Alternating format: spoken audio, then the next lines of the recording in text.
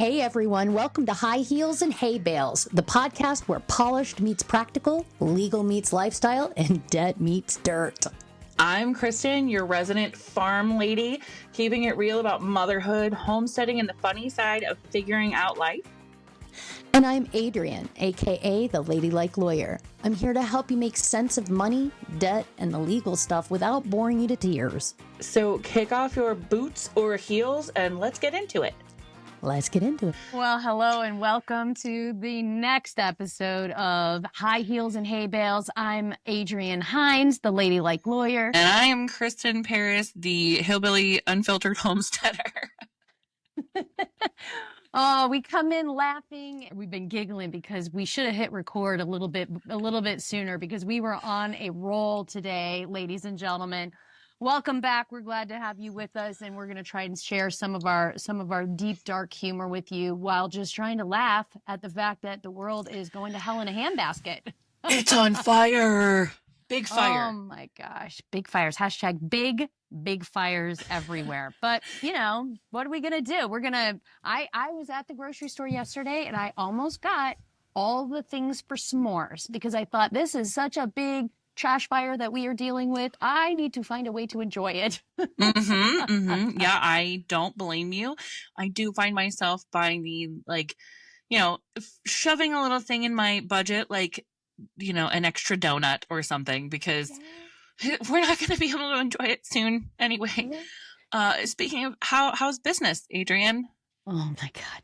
I know you're asking this because you know exactly how business is for me lately, because I've been largely uncommunicative. And I want to say that as a bankruptcy lawyer, I hadn't been practicing law quite long enough yet but in 2005 and 2006, I started to get a sense that something was afoot, right?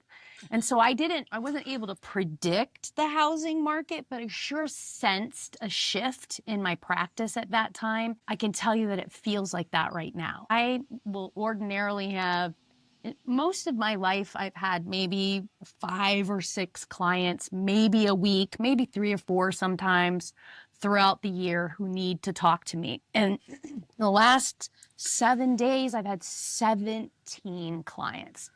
And that's how it's been for weeks now. I've never seen it this busy before. I honestly haven't.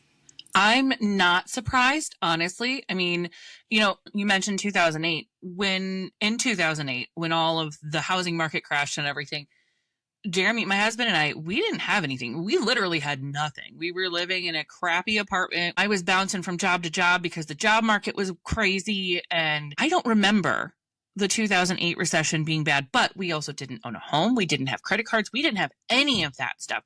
We thought about buying a house after everything crashed, but then we were learning about how the interest rates and APRs and the flexible, whatever the hell they are. I don't even know, but I can remember people freaking out then, and it's so much worse now.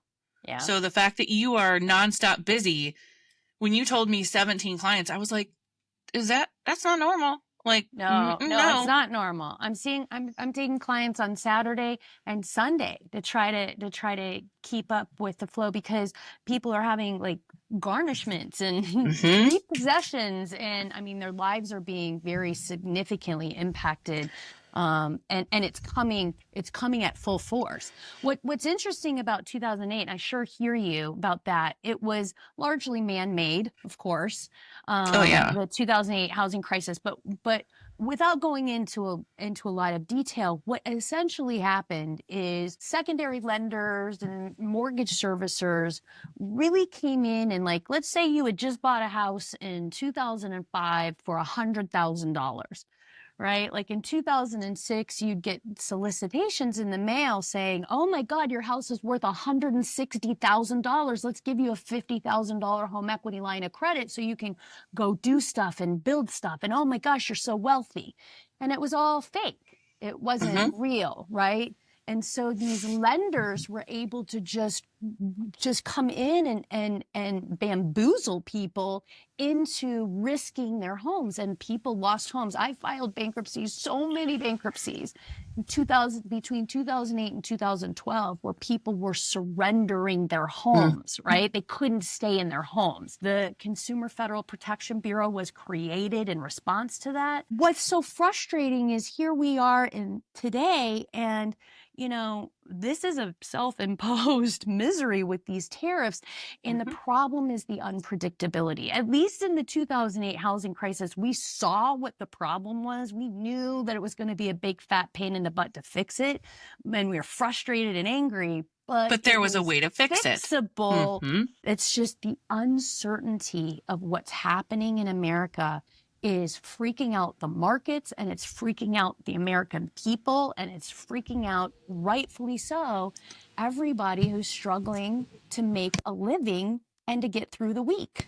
Absolutely. Like you've seen me freak out, obviously. I've been kind of a mess for several weeks at this point. I've said this multiple times.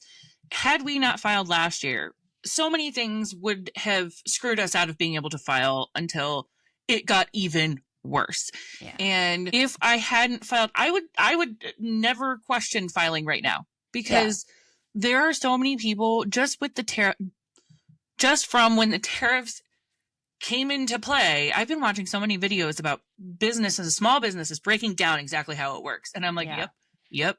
Everything came from overseas. I have friends who get the little pieces and little, all these things that their prices have just skyrocketed. So it does not surprise me that people are flocking to bankruptcy, and it shouldn't be something that they're afraid of, because quite frankly, it's what it's here for. I was listening. I've been paying attention too. I don't think people realize how much stuff is imported, and it's not just flowers, right? You want flowers for Mother's Day? We got to get flowers from other countries, right? We pay more money, and that's just on the 10% or the lower tariffs. I heard somebody say very recently that if the whole theory here is that America is such a great manufacturing country, and we are amazing manufacturers.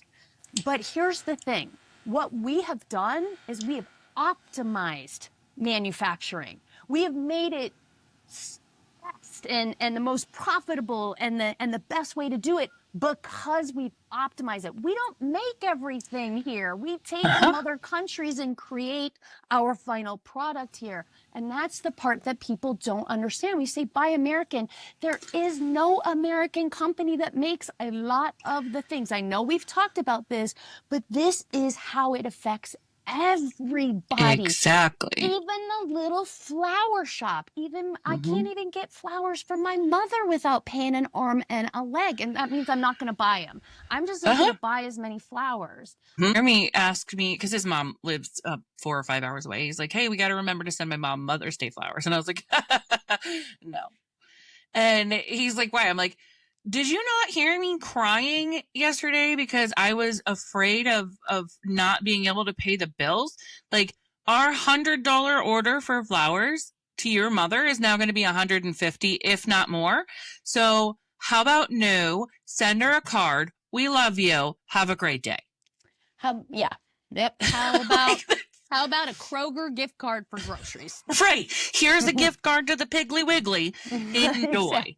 I have to take a moment here and tell you, I was born in South Carolina. My grandparents lived right outside of Greenville, South Carolina, and I spent every summer with them. And do you know that the Piggly Wiggly and the Ingles were the only places we ever shopped? And when I would come home from those summers visiting my grandparents, I lived a lot of places, but every time I came home to the Midwest, nobody believed me that there was a grocery store called the Piggly Wiggly. Well, my mother-in-law lives, she only shops, I think, at the Piggly Wiggly, and I think there's Kroger now. I don't know. But she's buddies with all the people at the Piggly Wiggly. Yeah. And so she gets my kids shirts from the Piggly Wiggly. It's a big thing, man. I didn't know that there was a Piggly Wiggly until my mother-in-law moved down to West Virginia. And I was like, oh, that's great. And I would like to go there. Piggly Wiggly's, I believe, started in the South, and Ingles started in the South as well. And that's when we had the S&H stamps, and I would come in the summer.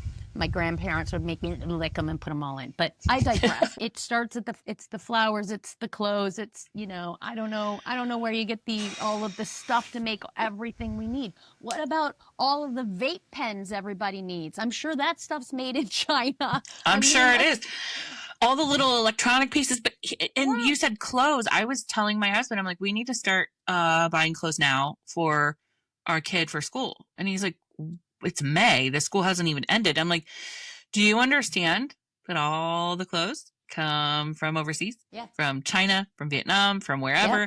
And I was like, they've stockpiled some, and if we don't, listen, I also don't want to encourage people to be crazy stockpilers too. Yes. We have to find a balance. We do have to find a balance here, because maybe Kristen, maybe this is a forced opportunity for us to reevaluate the things we really need. I think that is a big part of it. I really do. Yeah.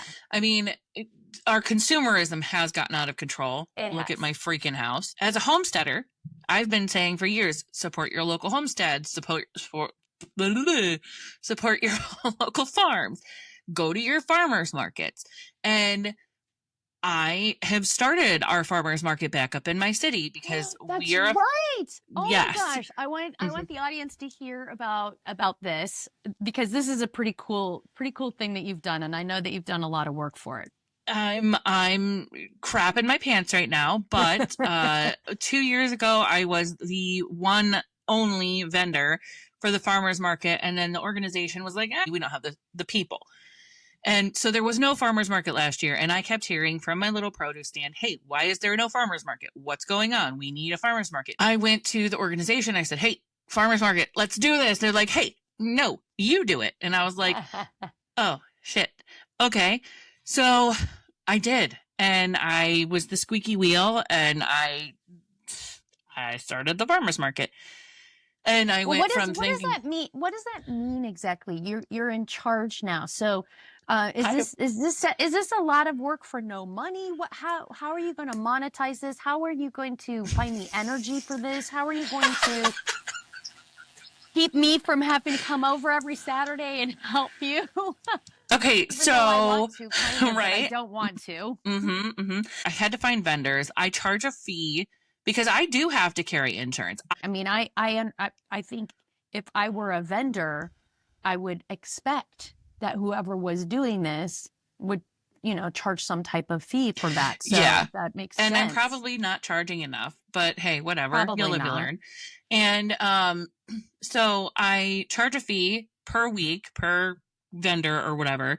And so that's a little monetary gain, but I also am bringing produce. So I'll have produce from my farm, produce from the auction. I was expecting like 5 or 6 vendors throughout the summer off and on because I'm being very flexible. I have 19 vendors. Oh my, you have 19? 19. And one of them, because I advertised again because I only had like 8. This is like a farmer's market. Yeah, it's turned into a... Yeah, okay. Where is this located at? I want all of our listeners to know exactly where this fabulous farmer's market is going to be. It's in Elyria, Ohio, and it's downtown by our public library. There's like this beautiful space between an arts council and the Elyria Public Library. It's amazing. What made me crazy was I was still the only produce vendor. And I'm like, guys, I need somebody else. Like, I don't really want, competition, but I need it. Well, the more vendors you have, the more business it attracts. And I remember this because in downtown Sandusky, we had an amazing new chef come in, and he started this amazing little restaurant, and then someone else came in and started an amazing restaurant, and it wasn't competition. It was like, oh my God, now we have 2 restaurants to choose from, and suddenly, they opened a 3rd restaurant, a 4th, and it became the place to go. And that's obviously the theory with the farmers market, right? That's kind of that's kind of what I'm trying. I wanted it somewhere that it can be every Saturday. It can go through the summer, and it will be through the summer until I think the week after Labor Day. I have finally had somebody sign up, another small homesteader farmer, whatever, local to here, obviously. And she's bringing produce. And I was like, yes, this is great. Finally, somebody else. And then one of the largest farmers in the county that has a store is now coming to be a vendor. Well, you know what? I will see they how have a this goes. huge base. They have a huge base of people. I don't know. We're going to see. Regardless. This is life, right? Mm-hmm. Like you are successful because of failure. We have to try things. You're going to try this and something's not going to work. I don't know what's not going to work. I can't predict out. I mean, you're trying to shortstop everything in advance, right? Something's not going to work, but you're going to learn from it and you're going to, we're going to be better for it. And who knows what this looks like by the end of the summer and what it looks like next year. Maybe the skills you pick up here, maybe you start something else. I mean, I don't know. Well, but or even I love just the fact that grow you're on this. hustling. Well, you're always hustling. You're just fucking hustling. That's what you're always. But it leads to the fact of what we were talking about before about buying only what we need. Yes, I have vendors that do like hand crocheted items and t-shirts and pens. There's a lady that does herbal teas, but it's my draw is to buy local, buy from small businesses because we are all suffering. Yeah. We all need to support each other. And a lot of times at the end of farmers markets, people will trade goods with each other and all that stuff. And it's wonderful, but I love that. I've been to so many farmers markets and I never knew that secret thing happens at the end with all of the marketers. That makes perfect sense. Yeah. It makes perfect sense. Well, I don't want to make it, press the point too much, but you're hustling. I mean, things are tight and you're starting to look around. And I know that the farmer's market was something that you've been talking about for a while. That's been important to you. And instead of sitting around waiting for somebody else to do it, you're just going to do it your goddamn self. It looks like. Yeah. I mean, I do that a lot. I don't know why I do that to myself, but that's why the homestead is here. I wasn't going to wait for my husband to do shit. Because we're hustlers. Because you gotta hustle. You gotta keep moving. Gotta eat like sharks. Sharks. You gotta keep moving. You gotta keep swimming. We swim or else you die. Right. Exactly. And I mean, you're hustling with you're not hustling. Other people are hustling to you. I guess I don't know how to explain the whole. Everybody's running to you for bankruptcy. Well, I mean, I'm hustling because I'm trying to accommodate them. I'm trying to, make hay while the sun is shining. I don't really want to turn clients away, even though it's stretching our resources and limitations to their very edge. It's hard. It's a hard time right now. So I'm proud of you, Kristen. I wanted you to know that I'm really proud of you for the farmers market. And it starts. Hold on. Oh, go ahead. No. It starts June 7th. Is that what you said? Yep. June 7th. June 7th in downtown beautiful Elyria, Ohio by the public library. You will find it Saturday mornings, right? Yeah. Okay, Saturday mornings. Yes. It cuts into a lot of my 5K running time, but I can probably work around that, especially if I have races in your area. Well, that would be helpful, but also, how I feel about running. I'm only running in a zombie apocalypse scenario, and most likely I'm going to trip somebody running. Now, think about this differently. But we need to go back to, you said you're proud of me. I need to tell everybody how proud I am of you because you wrote a book and it's here. I did write a book, and I happen to have it right in front of me. For those of people who are on the YouTubes watching this is my book. It's called Bankruptcy Magic, The Life-Changing Power of Debt Relief with Dignity. The foreword is done by a friend of mine, a very good friend of mine by the name of David Pepper. David is an author and fellow at the Kettering Foundation. He's an amazing man. I'm very proud to say that on the very back, I got a blurb from Richard Cordray, who was the first director of the Consumer Financial Protection Bureau. He was appointed under Obama. I know him. He ran for governor in the state of Ohio. He was a very nice gentleman, and he understood and understands what I'm trying to do here, and trying to take away shame and embarrassment from the discussion of debt. So this book is available on Amazon. It's nice and inexpensive, Kristen. And it's $12.99. Oh, crap, I can afford that. At $12.99, and it's very thin, and it was written for a regular person. It's not written for bankruptcy lawyers. It's not written for the trustees, and they would read it and think, wow, this is very simple. But it is designed to help people understand, how we got here, where they fit in the whole world, and it simply explains basic concepts about finance and debt so that you can kind of see what your options are. So I'm very proud of it. And I'm also very proud to say that this book was actually published, and our podcast was published by the 9-month mark after the death of my daughter. So I feel like I have spent the last 9 months being busy and moving towards the things that are calling me, which are, helping people. My daughter was a big fan of this, and, leaning in with my friendships with you and my other friendships, and pursuing those fun things that make life worth living. So as miserable as life is, Kristen, I really do enjoy spending an hour with you every week, shooting the shit and complaining about money and talking about all of our big plans that we're gonna use. We're gonna make money in big ways, and then it probably never happen. But we're putting it all in place. We're putting it in place. We are. And we are helping people along the way, and that's what matters, right? Well, again, I am extraordinarily proud of you. And even though I didn't know Zoe or ever get a chance to meet her, she would be fucking stoked and so proud of you. She would. She was very proud of me. She was very excited that I was leaving my job, the parts of it that I didn't like, to do this. She was encouraged me to start a podcast. She encouraged me to write the book. I had a meeting with my editor, around that time. So she was very much somebody who encouraged me to find my truth and live the life that was destined for me. So I'm very happy to say that I'm doing that. I understand I'm privileged to be able to say that I'm doing that. So I'm here to help and make people laugh. And I think that's what my legacy is going to be, is to help people and help them laugh. So that's the goal in life. Yeah. I agree. So, not to completely turn the tables. Well, yeah, okay, we're going to turn the tables. I didn't tell you I was going to do this. So, oh boy. Okay. All right, I have a hypothetical for you. Ooh, and this goes on the you're a bankruptcy attorney, and let's say somebody says, I will give you $1 million,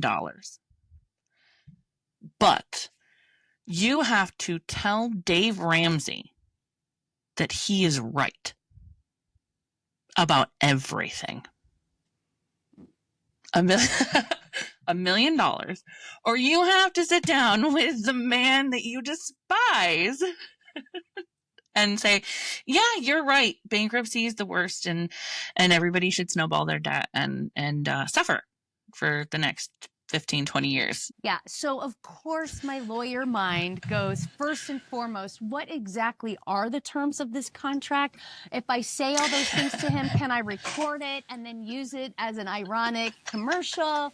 Right. So I'd have to look at the contract. I'm always going to look to the body of the contract to see. No, there's no contract. It's you get $1 million. And the only thing you have to do is tell Dave Ramsey he's right.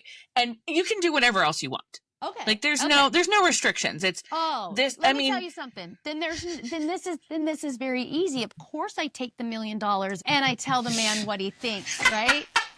Because let's be honest, I'm going to take that information. I'm going to take that recording and I'm going to turn it into TikTok videos, Instagram reels, YouTube videos that show exactly why I do what I do. Because I would find if that's an option, like if that's an option. It's an option. If it was, you must tell Dave Ramsey he's right, and you can never say anything bad about him, there's not enough money in the world. You couldn't even give me $20 million to Crap, do I that. should have added that. I should have added that The part to it. contract, the terms of the contract matter, Kristen. They can never- matter.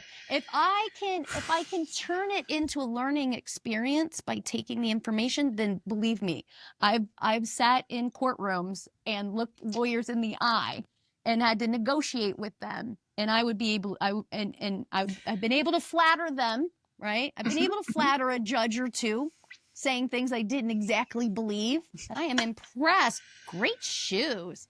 Come on, like I can fake it really well. I'm a woman. Right. We were bred to fake it. In the corporate industry. So believe me, I can flatter the crap out of people, and I can smile and nod, and I can say, "You are amazing." But if I had to buy it, if I had to live with that comment, that is a whole different story. And let's be clear, I do think that the snowball method is a method by which you can get out of debt. There's no question. Right. It's a simple concept, right? You pay off the higher interest cards first. And to be clear, I mean, we do talk about that is something I support. The problem that I have with Dave Ramsey and most people these days who are not in my camp, the biggest problem is that they ignore and completely dismiss the fact that we have to get through this debt really, really fast, right? So if you had like 30 grand in debt and you were talking to Dave Ramsey, he's like, you're going to snowball it. You're going to do this, and you're not going to get a car or a house or anything until this gets done. Well, the question is, how long is it going to take you to do that? Because if it takes you 7 years to do that, then that's 7 years you're not contributing to your retirement. That's 7 years you're not starting that business. And so the prevailing theory is, of course, we've got to get through debt, but we have to get through it fast. And the problem is that people feel like they can't get through it fast because the fast way is to go talk to a bankruptcy lawyer. And people feel like they're personally responsible for the debt. Thank you very much, Dave Ramsey. If you're going to navigate finances from a faith or, from a moral standpoint, then you're going to get trampled. You don't understand what's happening. You're just going to get destroyed. I think it's a chump move. I think it's unsafe to tell people that debt is their moral obligation because it's predatory. And people didn't know, most people don't understand that they got sucked in through trickery, manipulation, removal of laws, and an overall attempt to get them into unmanageable and unending debt. I know that. So while I do have some things I agree with people like Dave Ramsey about, the overall picture is that we have to get through it fast because we just don't have time. And somebody who's lost somebody tragically, something like that really shows you how much time you have left. And every moment that you're not working towards yourself and your family is, and trying to see the big picture, I think is a moment wasted. Well, that's my TED Talk. That's my soapbox. I knew we'd get you on that. I knew I could get you to chit chat on that. You know my triggers. But here's my next question though. Do you think, because as a person who is poor, I see all the shit rolling downhill right now. And I say to myself, holy crap, how am I going to make just the ends meet? Right. Screw all the other bills. Savings, screw everything else. There is no saving in 401k. There is no savings account. We are literally down to the nitty gritty, right? So do you think more people are waking up to the fact, this is kind of fear-based, and I hate that because it is literally all fear-based. Do you think people are moving towards bankruptcy now because of the fear behind what is coming and the garnishments and everything? Or are they waking up to realize we need to get through it faster, and this is the faster way, and we can start rebuilding on the other side and it'd be a little easier? Or do you think it doesn't That's a great question. I would love to think that all of the time that I spend on social media trying to educate people has actually made meaningful change in the psyche of the American people. I don't think that has occurred yet. I think people are just starting to really feel the pinch. There's a couple of things happening. I mentioned that earlier is that, student loans are coming out of deferment. The SAVE plan is sunsetting out and making a lot of problems for people. We also have record amounts of unsecured credit cards debt in America. I mean, sadly, as a bankruptcy lawyer, my colleagues and I have all just seen the masses moving towards the cliffs, right? Mm-hmm. And they're starting to edge up along, and there's, starting to bunch up there. Mm-hmm. I think that if people understand sooner rather than later that there are options out there, I think that they would save themselves a lot of anxiety and misery. It breaks my heart that people wait until the very last minute. As you know, I've been taking clients on the weekends. I have people because they have wage garnishment notices. Like I talked to somebody on Saturday and said, if you get a 14-day wage notice garnishment, we'll expedite you. We'll put you to the top. Literally 4 hours later, she came back from the mailbox and took a picture and texted it to me like this. I was like, oh my God. Like I thought I had a few weeks here to kind of manage all these people. So people have fallen behind on their homes and they're starting to realize that is not an indefinite solution. It feels like people are just looking around and realizing that it's not going to change quickly. Even if it can change, it's not going to happen quickly. You have these flower businesses, people who make clothing, they're starting to struggle already. It's not going to take very long. It's just not going to take very long. And so, I mean, we haven't even gotten... I hope people do get more comfortable with the concept, because I think a lot more people need to be looking at it, obviously.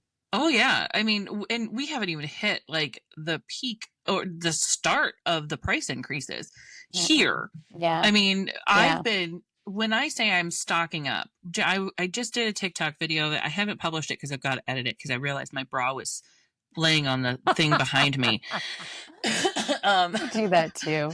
I was like, oh, that's my bra. I'll do the whole thing, and it turns out like I've got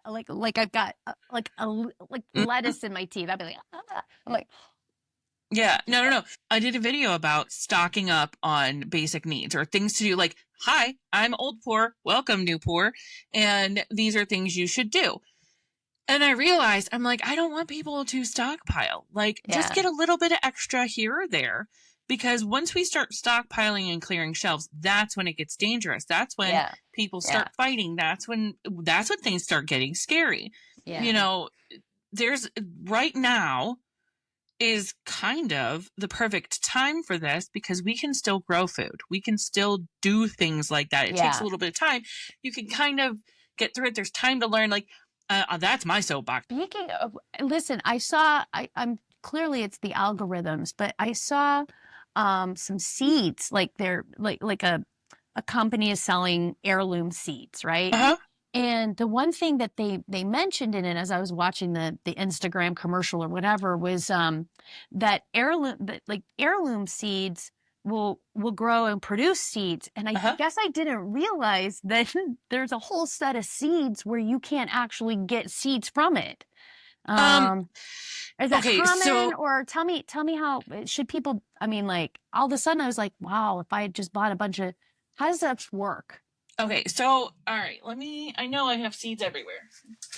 Boy, we are going off on tangents today. We are. I'm curious because I was worried. What if people are out there buying seeds but then of course every tomato I've ever had has a seed in it, no matter where I got it. So, all right. So here's basically heirloom seeds are seeds that aren't like, I don't know the whole scientific term, but every time you grow that specific variety, you can get the seeds, save them for the next year. Right. And they'll grow and produce more. Okay. A lot of the times they're hybrid. They call them hybrid. The hybrids that, it's hit or miss. You can save the seeds. You might get something, you might not. And they're not bred to continue growing because usually it's because they're hybrid. They're cross-pollinated. Yeah, they're genetically made. But I say that this is something that I need everybody to know. The US people, gardeners, nobody can get seeds that are GMO unless you are a farmer doing like soy or corn or wheat or whatever. Every single packet of seeds, non-GMO. Okay, that's good to know. Look at you out there defending the seed industry. I like this. It's just annoying. Listen, I don't even know what to do with my snake plant. She's getting a little one of out those. of control. Listen, she's growing. She's growing up so much. She's going towards the ceiling, and so I took on the role. I became a plant mom. Two years ago. So this is I've had 2 full years of plant. I went down a big ass rabbit hole. I went from 0 plants to like 99. I remember this, actually. Yes.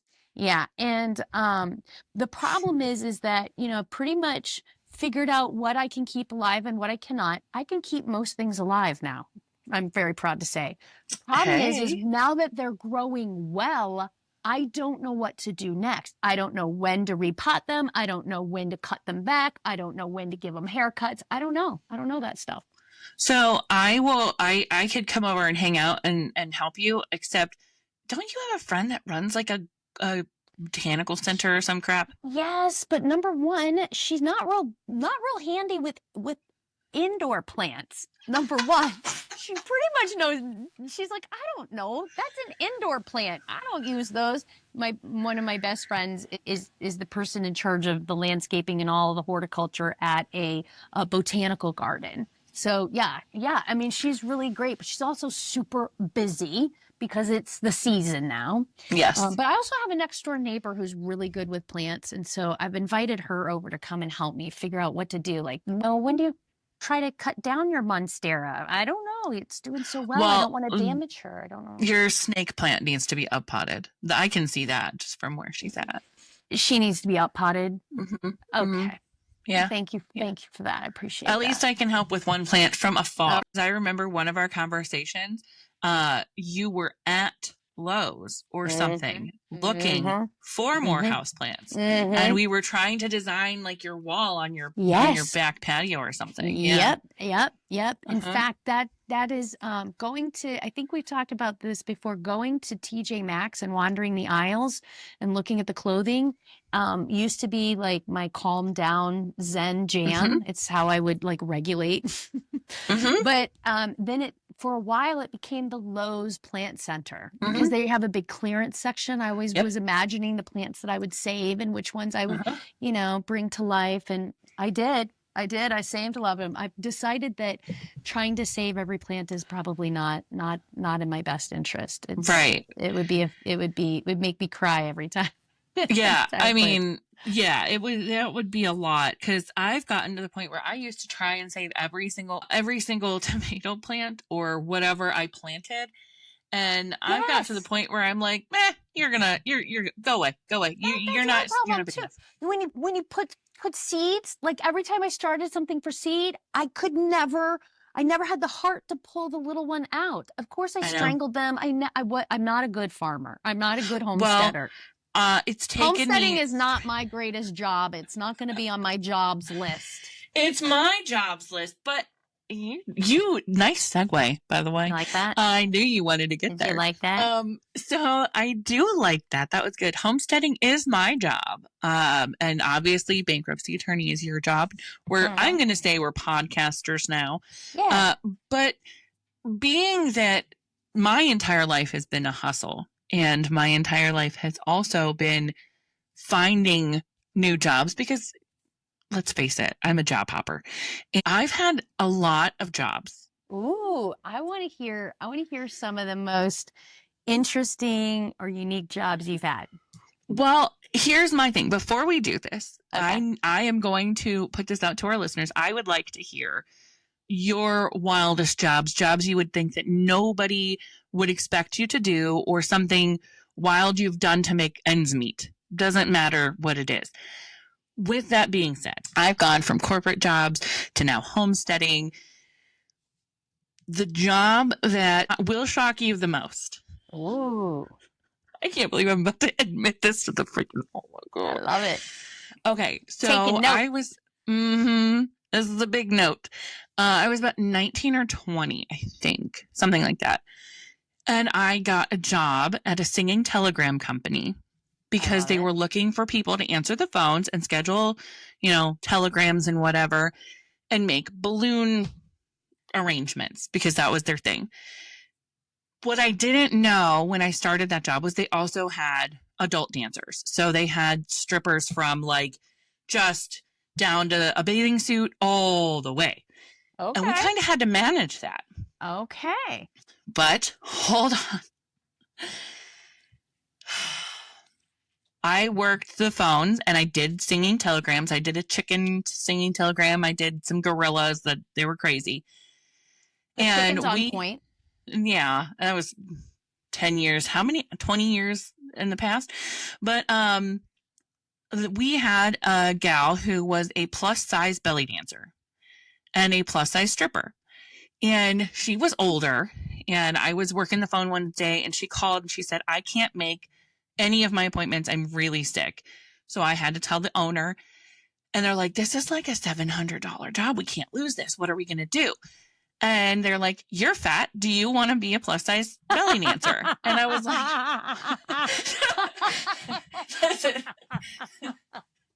the guttural laugh that just came out of you.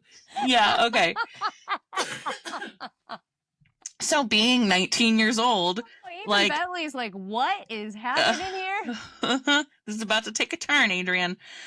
Being 19, 20 years old, I was like, shit, that's money. Like, that's $350 for like 15 minutes. Sure.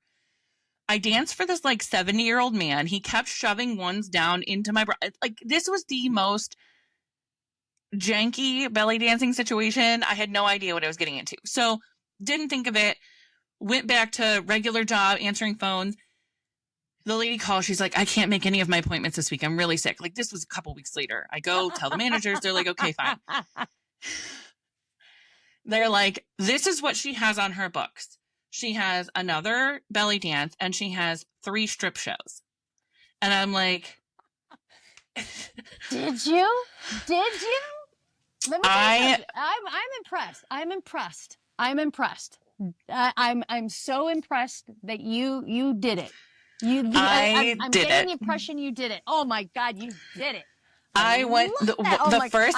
I'm so blown away. I'm blown away. But I think it's like the most daring. See, that's the kind of. I mean, like I'm rooting for the little guy always, right? I'm always rooting for the little guy, and I am so impressed. Look at you. Look at you. Yeah. That took a lot of bravery. You must have really balls. Needed that money. I really needed the money. Like, and this is what's ridiculous. Like, the first one, it was like down to boxers and a bra or whatever. It was at a fucking bar. Okay. I was in a bar doing a strip tease and I had a friend with me as like my backup bouncer or whatever. And I think I blacked out during the whole thing. And then the next one, it was at this party. There was like 150 people there. It was nuts, dude. It was nuts. And after the third one, is there like any video footage, any photos, anything? Absolutely not. This was 20 years ago. I'm glad for you. I'm glad for you, but bummed for me because that would have been hilarious. I would have made so many memes out of that. I would have made so many. Oh my God. So that's my dirty secret is I was a plus size stripper 20 years ago. I love that. It takes a lot for me to tell anybody that, but I don't think I have to worry about it because I just told everybody.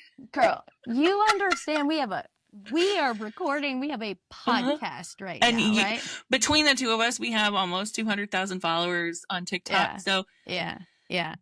Oh my God. I will also say that you are in charge of editing, my editing queen. And so if this doesn't end up in there, I guess I'll know why. It'll be fine. But yeah, so that is like my, I say all of that. It is kind of, I was embarrassed. I could not do it. The people, the women, the men that do this all the time, you guys are amazing. Like, this is the oldest profession in the book.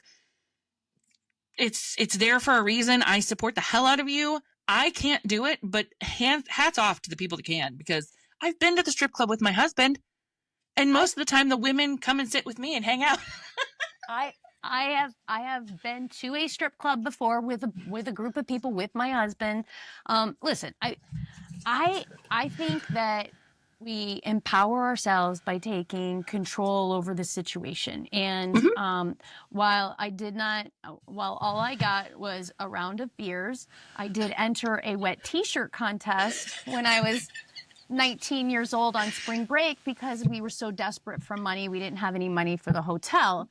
Right. I won second place, and so I got a free round of drinks. So I can't really say I did it for a job. But I would say that that's probably the closest to that I ever came. I was really hoping for a little juicier. No. See, but remember, I came right out of law school and went to work with my dad. Yeah. I worked there for 28 years until last summer, right? So there's still time to get you to be a stripper. Well, okay, all right. That would have been something that would have been ideal for me when I was younger. But man, the body changes. The body changes, Kristen. I just have to tell you, I used to have great boobs. I really did. I had great boobs back in the day. And people who know me, I was also chubby. So I had good chubby boobs, right? They were right. But kids and running, losing weight turned them into like deflated balloons. And then suddenly I understand that there's just a whole different world out there. So I'm learning to adjust. That's why I went to TikTok to figure out how to look cute. Even though I was maturing, right? Mature skin, mature boobs that droop, mature hair that's turning gray. But the jobs that I had a few jobs along the way. None of them were nearly that interesting, but I was dating my high school boyfriend. We went to college together, and he came to me in spring of our, like maybe February, March of our freshman year. And he informed me that he had fallen in love with somebody else.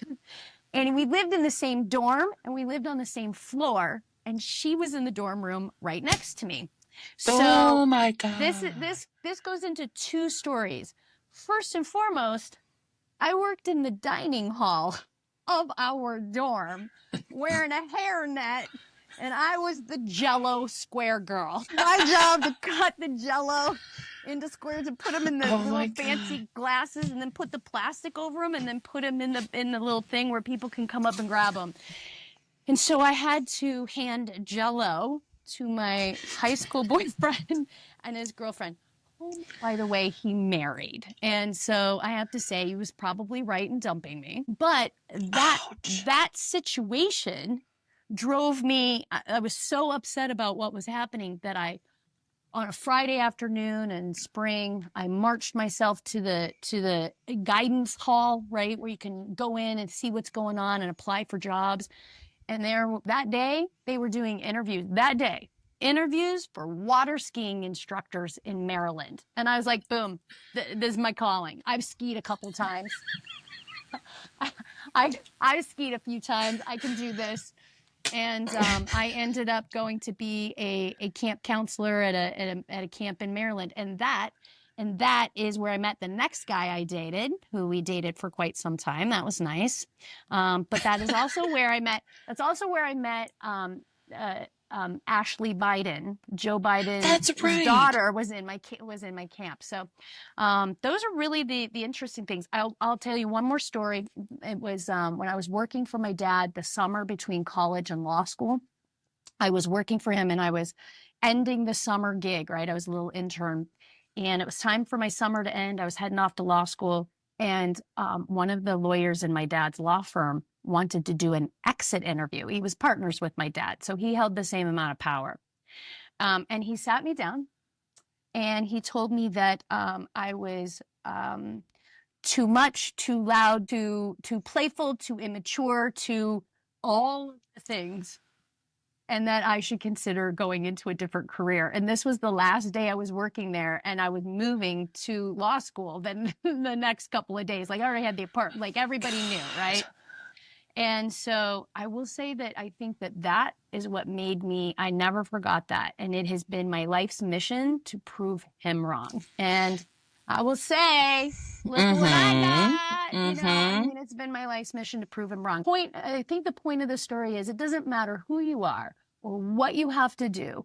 If you have self-respect, brave, and you understand how to hustle, you're going to get through difficult times and you're going to get to the other side. I think that's what you are an example of. I think everybody can learn from that. I think we all have a little bit of that in us. Also, it feels like in your situation, it's kind of out of spite to show that guy who you really are. So, it took me 32 years, but But you did it. You did it. I did it. I would argue that I'd gotten to that point long before that, but this is just the moment where I can say, see? Right. Like, you have that tangible piece. I feel like I'm got a little bit more giddy up to say. I'm an author now, a podcaster. We have a podcast. I love it. I mean, you've been in the New York Times. I've been in our local newspaper. We're friggin' famous. Listen, Andy Cohen is gonna want us on Watch What Happens Live. I'm telling you, we're gonna become so interesting. Everybody is gonna want to know more about us, and we're New Year's Eve, Times Square. You and me, Andy Cohen, and Anderson Cooper. Imagine. Oh, don't even tease me like that. Okay, that's becoming my dream. That is something that would be absolutely. Maybe we'll hit some numbers here, and maybe they will interview us on New Year's Eve. Who knows? Let's make it happen, ladies and gentlemen. Let's make it happen. Yeah, we need a vision board. We need people to subscribe, like, download, share, all of the things with our podcast, so that we can get to Andy Cohen and potentially Anderson Cooper. I mean, that's yeah. Promised land. Who knew that's where we would want to end up at the end of the year? Jesus. Wow. We're doing. But yeah, so moral of the story is everything sucks. The world is burning. But if you laugh, it might not suck as bad. There you go. And that's what we're here to do, right? At least we can remind everybody that life sucks for everybody in some way, shape, or form. And we still got to laugh about it. So I think that's a good note to end this week's podcast on, Kristen. Let's go out there and figure out. I'm interested to hear what kind of vendors are coming, and let's see what the summer's going to bring us. Let's hope it brings us meaningful changes in our economy. Let's hope that our leaders, all of our leaders, step back and recognize what matters to the American people and get us all back on track so that we can do great things for our families. That'd be great. That's what we're trying to do. It'll be great. Really great. They say as they look scaredly from side to side. Oh my God. Well, yeah, we're going to make it through we're going to make it through again. And I'll see you next time. All right. See you next time. Thank you so much for hanging out with us today on High Heels and Hay Bales. If you laughed, learned something, or just had a good time, make sure to follow wherever you listen. And don't forget, we've got even more for you. Head over to highheelsandhaybales.com and subscribe to our newsletter and Substack for exclusive behind-the-scenes content, bloopers, and tips you didn't even know you needed. You can also connect with us on TikTok, Instagram, and Facebook. Send us your questions, funny stories, or topic ideas, and we'd love to hear from you. Until next time, stay grounded, stay laughing, and stay out of trouble. Well, mostly. See you next week.